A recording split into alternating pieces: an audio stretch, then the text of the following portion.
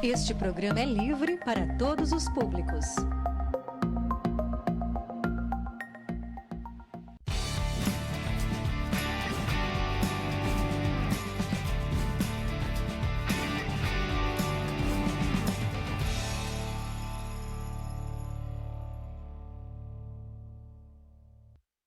Olá, boa noite. Fique conosco e confira os principais destaques da Câmara Municipal.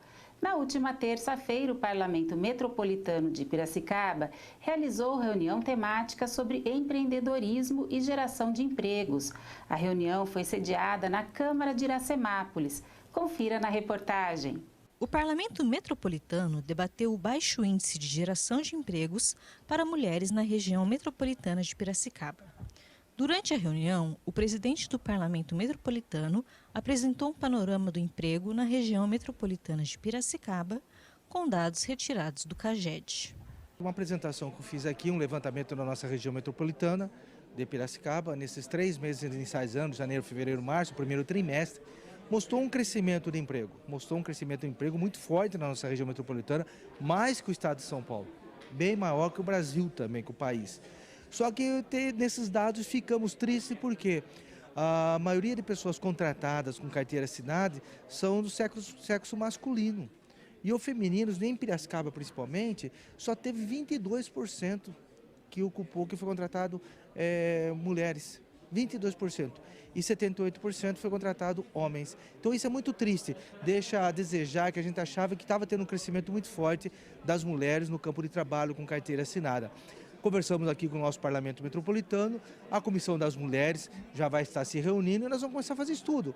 Vamos entender o porquê está tendo uma contratação maior de mão de obra masculina do que mão de obra feminina. O gerente regional do SEBRAE, Fábio Gerlach, ministrou a palestra Empreendedorismo como opção de trabalho. Ele pediu o apoio do Parlamento Metropolitano para facilitar a vida dos microempreendedores no sentido de atualizar as legislações existentes.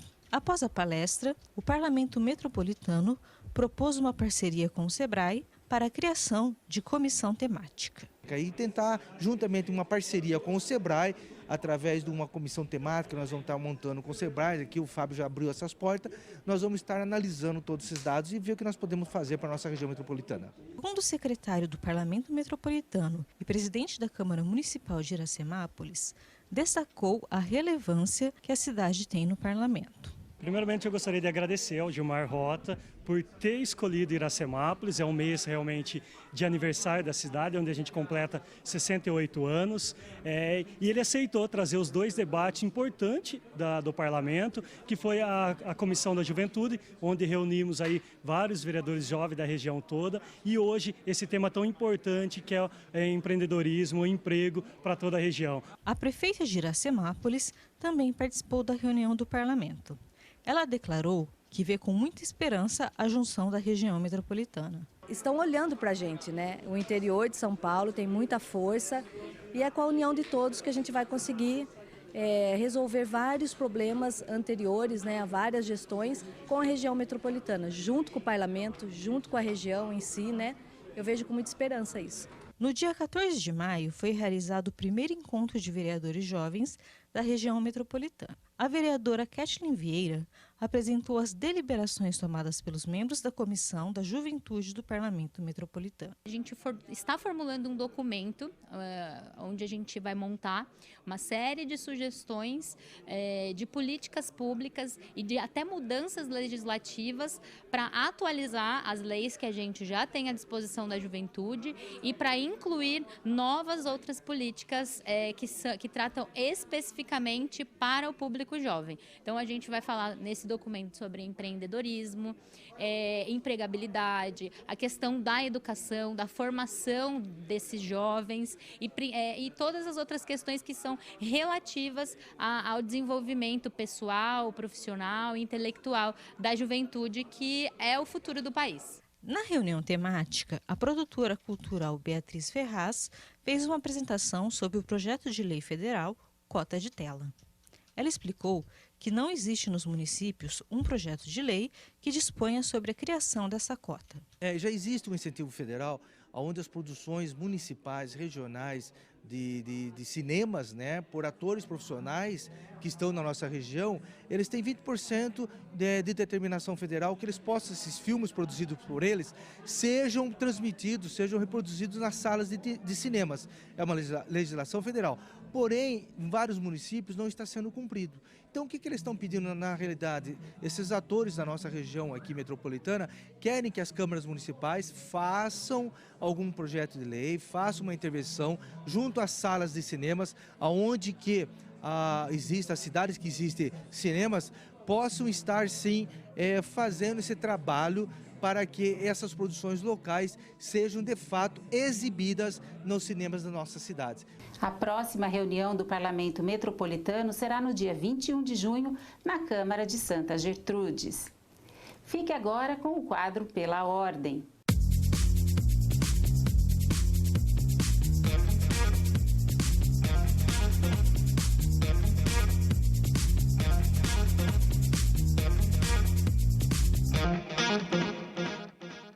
O vereador André Bandeira está pedindo à Prefeitura que seja permitido que negócios do tipo MEI, microempreendedor individual, funcionem em endereços residenciais, de um condomínio, por exemplo. Ele já enviou indicação em 2021 e tem 2 requerimentos aprovados neste ano sobre o tema. Essa é uma temática que a gente vem trabalhando já há algum tempo, cobrando do nosso executivo para que implemente essa questão na cidade de Piracicaba, porque é uma realidade e que a pandemia ela acabou tornando isso muito mais forte. Muitas pessoas trabalhando hoje das suas próprias casas sem necessitar ir até uma empresa, ou mesmo a empresa delas é dentro de casa. E muitas dessas pessoas moram em apartamentos.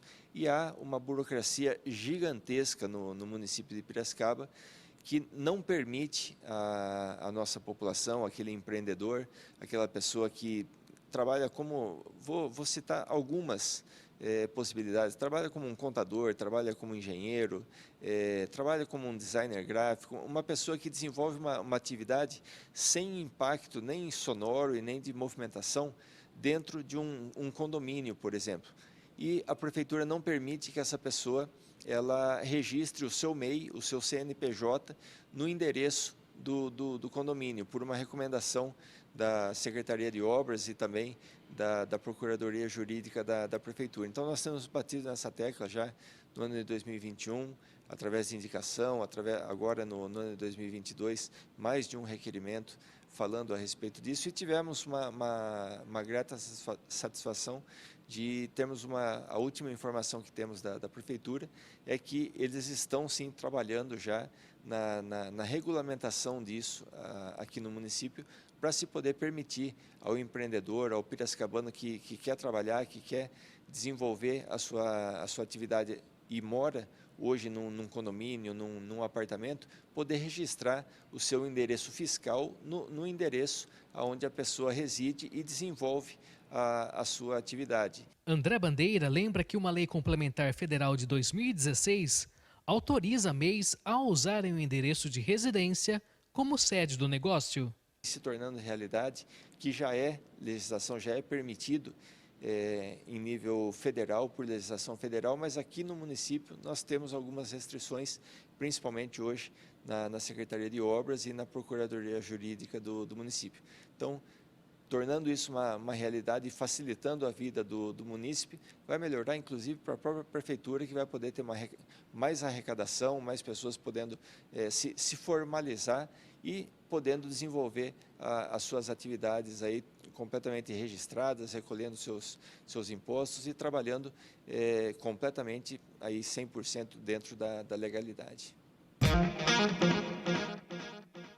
Os amantes do esporte e do jornalismo puderam conhecer 2 ilustres personalidades que foram homenageadas na noite da última sexta-feira no Salão Nobre da Câmara Municipal. De um lado, o esportista José Roberto Lux, o Zé Boquinha, que recebeu o título de cidadão piracicabano. E do outro lado, o piracicabano Roberto Cabrini, que foi homenageado com o Piracicabanos Pré-Claros, honraria concedida a autoridades e personalidades no município. Os amantes do esporte e do jornalismo puderam conhecer duas ilustres personalidades que foram homenageadas na noite da última sexta-feira no Salão Nobre da Câmara Municipal. De um lado, o esportista José Roberto Lux, o Zé Boquinha, que recebeu o título de cidadão piracicabano, e do outro, o jornalista piracicabano Roberto Cabrini, que foi homenageado com o Piracicabanos Pré-Claros, honraria concedida a autoridades e personalidades no município. São duas grandes personalidades, né? O Roberto da área do jornalismo e o Zé Boquinha do esporte. Com o Roberto eu tive uma convivência mais fraterna, porque eu era amigo do irmão dele, o Mauro Cabrini. Nós estudávamos nós três no Barão do Rio Branco e eu ia praticamente todo dia na casa dele. Foi uma grande surpresa quando eu vi o Roberto ingressar na área de jornalismo. Ele sempre foi um estudioso, adorava ler, passava as madrugadas lendo, né? E hoje é um orgulho, né, para o jornalismo da cidade de Piracicaba, vê-lo em missões internacionais, como agora na guerra da Rússia e da Ucrânia, né? Então, muito feliz, grato ao vereador Laércio Trevisan pela feliz iniciativa. A imprensa de Piracicaba sente-se engrandecida hoje com essa homenagem. O vereador Serginho Carnevale de Rio Claro, filho do radialista rio-clarense Sérgio Carnevale, disse que Roberto Cabrini narrou alguns jogos de futebol ao lado de seu pai, que há mais de 50 anos apresenta o programa Show do Meio-Dia, na Rádio Clube daquela cidade. Zé Boquinha eu tenho mais proximidade, Roberto Cabrini vejo pela televisão, tenho ele como um ídolo também, uma pessoa que eu tenho que me espelhar na comunicação. E o Zé Boquinha foi técnico e campeão de tudo lá em Rio Claro. E eu lá em Rio Claro vou oferecer a ele a comenda, a medalha Cidade Azul, uma das maiores honrarias em Rio Claro. Merecidíssima, parabéns ao vereador, ao Laércio, foi fantástico nessa propositura. Já o radialista Mário Luiz, da Educadora M, conheceu Roberto Cabrini durante uma transmissão no 15 de Piracicaba. O 15 jogou em Batatais, perto de Ribeirão Preto, entre Ribeirão Preto e Franca. E no meio da transmissão, de repente, o Cabrini chega na cabine. Ele estava fazendo uma matéria, acho que em Cravinhos, alguma coisa assim. E ele, como é um quinzista fanático, ele foi no jogo e foi lá para a gente se conhecer. E ali nós estreitamos a nossa relação e de lá para cá sempre mantivemos uma relação muito estreita, nos falamos, não a todo momento, porque também é complicado, é difícil, afazeres, o Cabrini vive viajando, mas enfim, nós sempre mantemos uma relação muito próxima. Sei que o Cabrini, o que é uma honra muito grande, o Cabrini é nosso ouvinte, é uma audiência absolutamente qualificada, né? Ele pode escolher aonde ouvir. Eu sei que ele é nosso ouvinte, ele comenta o que ouve, ele manda mensagem quando ele nos ouve, quando ele está nos ouvindo. E aí é muito bacana. E o Cabrini para quem quer seguir uma carreira jornalística, o livro que você vai estudar é a história do Cabrini. Não tem a menor dúvida disso. Natural de Santa Bárbara do Oeste, José Roberto Lux, o Zé Boquinha, um dos nomes mais respeitados do basquete brasileiro, recebeu o título de cidadão piracicabano.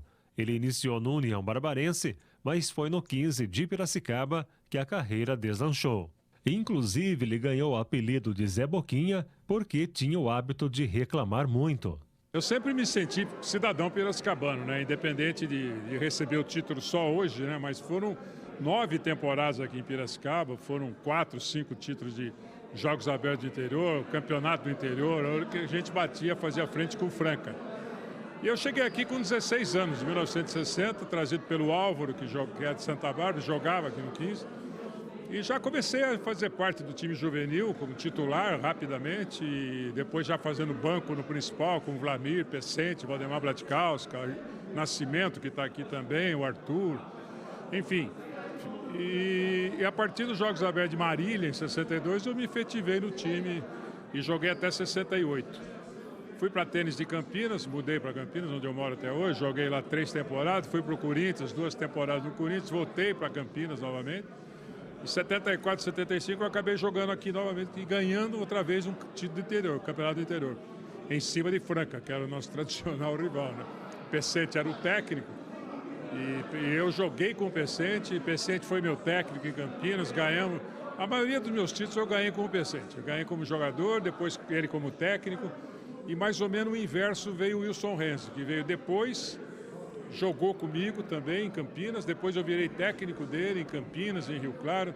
Então o mundo é um moinho, né? Como dizia a Cartola, né? O mundo é um moinho e as coisas dão volta e se encontram no fim. Aos 32 anos, Zé Boquinha parou de jogar por causa de problemas no joelho, mas iniciava-se naquele momento a carreira também bem-sucedida como técnico. E como técnico já foi muito mais, digamos, muito mais marketing como técnico, né? Eu comecei em Campinas, 78, já ganhei Jogos Abertos do Interior. Depois eu vim para Piracicaba, dirigi o Unimep masculina, que tinha o Zanon, o Fábio Pira, o Ted. E depois dirigi o principal feminino com Paula, Branca, Vânia. Aí saí para o mundo, né? Fui para Rio Claro, Limeira, enfim. Aí foram títulos de cidades diferentes. Nesse caminho teve Flamengo, teve Corinthians, teve Uberlândia. Ganhei Sul-Americano, fui bicampeão paulista, ganhei Pan-Americano com Rio Claro. Tenho o título de cidadão rio-clarense por causa disso, pelos serviços prestados. Ganhamos do Real Madrid, em Madrid, que era o melhor time europeu. Enfim, é uma vasta, foram mais de 1000 vitórias como técnico, até cansar em 2006 e me aposentar definitivamente e continuar só com a televisão, a ESPN, onde eu estou desde 1996. Natural de Piracicaba, Roberto Cabrini iniciou na extinta Rádio A Voz Agrícola de Piracicaba aos 16 anos de idade, na equipe de esportes da emissora. Eu me encantei com aquele dinamismo, os repórteres chamavam os locutores, que os locutores devolviam para os repórteres, enfim, era a comunidade em sintonia com os acontecimentos, né, que eram narrados pela rádio. E isso me encantou. Naquele dia eu decidi que eu queria, de fato, trabalhar numa rádio, dali a conseguir uma vaga, inicialmente de estagiário, e em uma semana eu já era membro fixo e comecei a cobrir no 15 de novembro, depois passei a cobrir outros assuntos também e foi uma experiência tão rica que com apenas um ano de rádio aqui em Piracicaba eu fui contratado pela Rede Globo de televisão, me tornei o repórter mais jovem da história da Globo, né? O que mostra a importância da rádio do interior. Roberto Cabrini foi correspondente internacional e cobriu várias guerras, passando por mais de 60 países, o último deles na Ucrânia. O jornalismo brasileiro hoje passa por um momento desafiador, porque ele tem sido um tanto quanto contaminado pela polarização, pelo partidarismo, mas eu acho que isso vai ser rapidamente vencido. O importante é o mérito da questão. E honestidade, dignidade, não tem nada a ver com ideologia ou com partidarismos. Esse é um instante um tanto quanto difícil, teremos eleições muito aguerridas, onde muita coisa deve surgir, mas o jornalismo tem que sobreviver, porque não há democratização numa sociedade sem um jornalismo de fato atuante. Primeiramente, parabenizar o trabalho de Roberto Cabrini e José Roberto Lux, conhecido como Zé Boquinha. A importância, tanto um como o outro, iniciou. Um iniciou no esporte, passou para programas de rádio, é um dos maiores comentaristas esportivos. O outro começou na rádio, que é Roberto Cabrini, em Piracicaba. Foi o jornalista mais novo, indo para a Rede Globo e depois passando por várias televisões e hoje na Rede Record. E é importante ressaltar que são ícones, tanto da parte jornalística, como na parte de comentarista, investigativo e do esporte. É uma satisfação muito grande deste vereador, como também aprovado unânime por essa Casa de Leis, essas homenagens que serão prestadas nessa noite, essas duas grandes personalidades.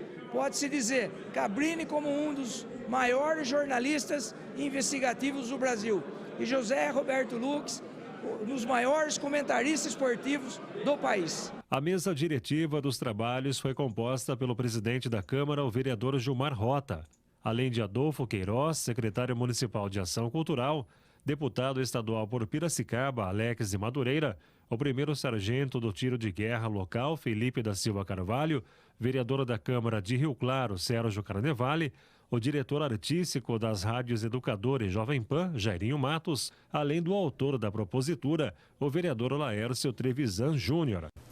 Confira os eventos culturais deste final de semana com Eric Vicente.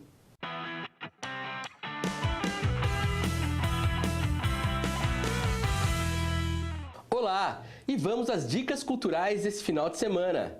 Estão abertas as inscrições para o 15º Prêmio Escriba de Poesia 2022. Cada participante pode enviar 3 poesias em português, de autoria própria e temática livre. E podem participar candidatos de qualquer localidade com idade mínima de 15 anos. Serão premiados com dinheiro e troféu os 3 primeiros lugares, além do prêmio Melhor de Piracicaba. Mais informações estão no site do prêmio, onde é possível consultar o regulamento e preencher a ficha para o cadastro. As inscrições seguem até 30 de junho. A companhia Trupe Irmãos Atada apresenta nesse sábado, dia 28, a partir das 16 horas, no palco do Sesc Piracicaba, o espetáculo infantil Melhor de Dois, em que 2 palhaços resolvem se reunir para trocar experiências e apresentar seus melhores números. A montagem se utiliza da estética circense, se apropriando da ancestralidade desta forma de expressão artística. Melhor de Dois mostra que é muito melhor estar em cena acompanhado do que sozinho. Informações sobre ingressos estão no site do Sesc Piracicaba. Também no Sesc Piracicaba será exibido neste domingo, às 14 horas, o filme Eduardo e Mônica, dirigido por René Sampaio e que tem no elenco Alice Braga, Gabriel Leone e Victor Lamoglia. É uma adaptação da famosa canção composta por Renato Russo, sobre um casal que não tinha nada a ver um com o outro, mas que acabou se apaixonando perdidamente. Vale lembrar que a exibição será na seção materna para mães, pais e famílias com bebês, quando o ambiente tem volume reduzido, temperatura amena e sala levemente iluminada. Os convites devem ser retirados com 1 hora de antecedência. E para finalizar as nossas dicas culturais dessa semana, o espetáculo Beatles Cordel será apresentado neste sábado, dia 28, a partir das 20 horas, no Teatro Erotides de Campos, lá no Engenho Central. Realizado pelo Governo do Estado por meio do PROAC e pela Secretaria Municipal de Ação Cultural, o show apresenta versões em forró do Quarteto de Liverpool, em uma montagem que une música, teatro e uma forte dose de imaginação. A apresentação é gratuita e os ingressos devem ser retirados a partir das 19 horas.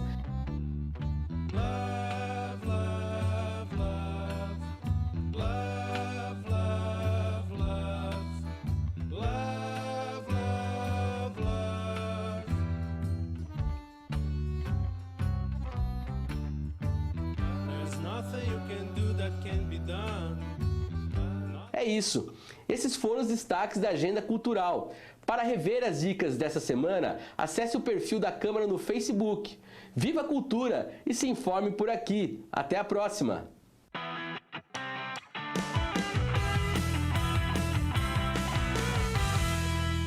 A ação de guardas civis no salvamento de idosa ganha destaque na Câmara. Voto de congratulações proposto por Tiago Ribeiro enaltece os policiais Peri, Mazi, Bonvecchio e Tiago Silva, que integram a Ronda Ostensiva Municipal. A Câmara Municipal de Piracicaba, conforme iniciativa do vereador Tiago Ribeiro, no requerimento de congratulações 218 de 2022, parabeniza os guardas civis municipais Edinaldo Constante Perim, Adriano Santos Mazi, Diego Arquimedes Bonevecchio e Tiago Abreu da Silva, pelo resgate de uma senhora de 80 anos que se encontrava caída no chão de sua cozinha, tomada por fumaça e prestes a pegar fogo. A entrega da honraria aconteceu na manhã desta segunda-feira, dia 23, às 10 horas, em ato solene na sala de reuniões da presidência. O vereador Tiago Ribeiro falou da alegria e satisfação em contemplar essa importante e gloriosa corporação, pelos excelentes serviços que presta à população piracicabana. É uma coisa muito gratificante para nós. Eu quero aqui, em especial, mais uma vez, parabenizar ao Garrido, ao Abreu, ao Mazi e ao Perim, por este êxito no salvamento desta senhora. A nossa guarda que está aqui para servir, para proteger. E neste ato heróico, garantiu a vida desta senhora. Quero agradecer também ao comandante Nunes aqui por que se faz presente nesta manhã muito importante para nós. Agradecer também a equipe do SAMU, que prontamente atendeu ao chamado da Guarda Civil Municipal. Chegaram lá com muita rapidez. acalmaram essa senhora, os nossos guardas acalmaram a senhora até o socorro final, que foi aí concluído com êxito. Então, nós temos sim que dar a devida atenção, o devido reconhecimento aos nossos profissionais da segurança pública aqui na cidade de Piracicaba. Continuem contando conosco, o que estiver dentro da nossa condição, estaremos aqui somando junto à nossa gloriosa Guarda Civil Municipal de Piracicaba. O comandante da Guarda, Sidney de Oliveira, acompanhou o ato solene e destacou o papel da corporação perante o Estatuto Geral das Guardas Civis Municipais na proteção dos direitos humanos. A Guarda Civil, igual eu falei, né, está preparada aí com essa multitarefa que ela tem no dia a dia, né? E então, a gente não é surpresa para mim que os meus guardas atuam aí na preservação da vida. Até porque na Lei 13.022, nós temos lá nos 5 primeiros princípios de atuação de Guarda Civil, nós temos lá na preservação da vida e a redução do sofrimento, né? Então, para mim, não é surpresa alguma, meus guardas atuam nessa condição. A gente passa por todo ano nós passamos um processo de aprendizado e é focado esse tipo de treinamento, né, de preparar eles realmente para a prática do bem. O Guarda Civil Municipal, Adriano Santos Mazzi, agradeceu a honraria da Câmara e também ressaltou a atuação dos demais colegas de farda que atuaram no resgate. São as ocorrências mais gratificantes, quando auxiliamos alguém com o risco de perder a vida. Fomos felizes no auxílio e resgate. São ocorrências que marcam, disse o Guarda Civil Mazzi. As considerações são de muita felicidade, né? Não só pelo voto de congratulações a gente se sente honrado em receber, mas acho que a recompensa maior é saber que a gente conseguiu auxiliar uma pessoa que necessitava e estava em risco de vida ali, né? Correndo risco pela sua vida. E isso aí não tem preço que pague a satisfação que a gente tem em atender um tipo de ocorrência assim, que dá tudo certo. Realmente, a Guarda, nós somos treinados, preparados para lidar com esse tipo de situações sempre, mas, como sempre, cada ocorrência é uma ocorrência diferente e sempre emociona a todos nós, quando participamos de um ato de salvamento assim. Confira agora os destaques do Câmara Convida de amanhã. Olá, você que acompanha a TV Câmara e o Jornal da Câmara também. Boa tarde aí, Rebeca. O programa Câmara Convida dessa sexta-feira tem no primeiro bloco uma entrevista com o Daniel Borba, que é pastor lá da Igreja Batista Casa Bíblica, que veio aqui falar sobre todos os projetos sociais que eles desenvolvem. E também no segundo bloco conversei com o escritor Fábio Casimiro, que está lançando o livro Canções a Lápis para um Homem Morto. Então, você que acompanha a TV Câmara, fique ligado em mais um Câmara Convida nessa sexta-feira a partir do meio-dia. Até lá! Fábio Alvarez traz os destaques da pauta da reunião ordinária de logo mais. Olá! A Câmara Municipal de Piracicaba aprecia na noite de hoje, 26 de maio, na 21ª reunião ordinária de 2022, um total de 14 proposituras, 2 projetos de decreto legislativo, 9 requerimentos e 3 projetos de lei. Será apreciado hoje o PL 78 de 2022, que busca a inclusão do 26 de março no calendário oficial do município como Dia Roxo, o Dia Municipal de Defesa dos Direitos da Pessoa com Epilepsia. A propositura é de autoria do vereador André Bandeira. Outra propositura também de autoria de André Bandeira e que está em pauta nesta noite é o requerimento 400 de 2022, que pede informações ao Executivo Municipal sobre uma viagem à cidade de Las Vegas, nos Estados Unidos, por uma comitiva da SEDEMA, a Secretaria Municipal de Defesa do Meio Ambiente, para participar da Waste Expo 2022, realizada entre os dias 9 e 12 de maio deste ano. Outro requerimento, 416, de autoria do vereador Gilmar Tano, solicita informações ao Executivo sobre eventual despejo irregular de esgoto sanitário na Lagoa do Parque da Rua do Porto. O parlamentar quer saber se houve denúncias de despejo nos últimos 2 anos e também pergunta se há monitoramento periódico dos parâmetros da qualidade da água. Já o requerimento 419, de autoria do vereador Cássio Luiz Barbosa, o Cássio Falapira, pede ao Executivo informações sobre a oferta, a compra, recebimento, guarda, manuseio, distribuição e descarte de lotes de testes de Covid-19 referentes ao segundo semestre de 2021 e ao primeiro semestre deste ano.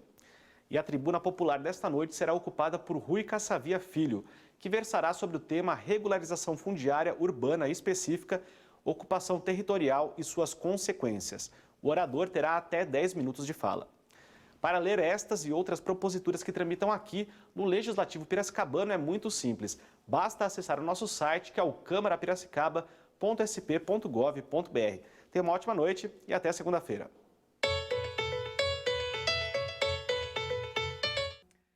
Estes foram os destaques desta edição do Jornal da Câmara.